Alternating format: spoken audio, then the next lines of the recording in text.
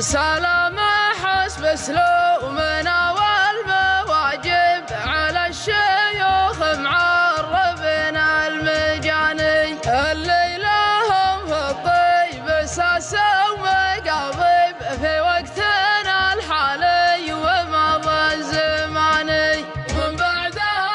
هبت جداد الهنادب يوم النار الطيب طيبه شعاني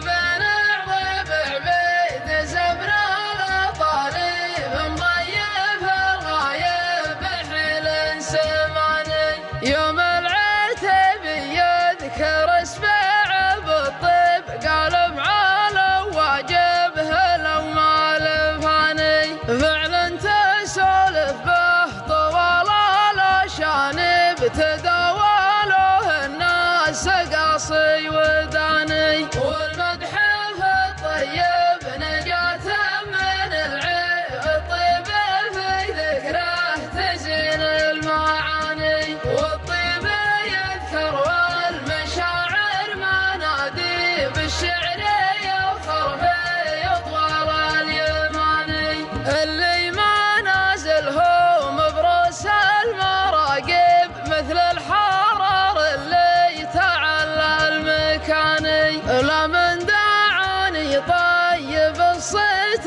ما غيب حاضر ولا بدعوته لا دعاني الطيب اجيله على الطيب ماهب كثر الشغل عن جيته ما لهاني ولد نسل عبيد طيب على طيب ولد الحصان يجيك مثل حصاني ذيب تسم والذيب ويخاوي الذيب ما هو بالارخو ما الوادم يداني والليله الفرحه حمول المكاتب حشمه وطيب وقدر ويضان اماني نقولها من بعد طيب الترحيب عند الشيوخ مكرمت كل عاني مبروك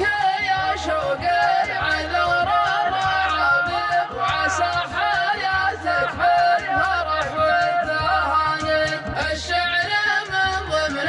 الادب والاساليب يقرط وله في مجلس الطيب شاني والشاعر اللي يرتب الجزل ترتيب يستاذن السامع لوقته ثواني سلام حسب اسلوب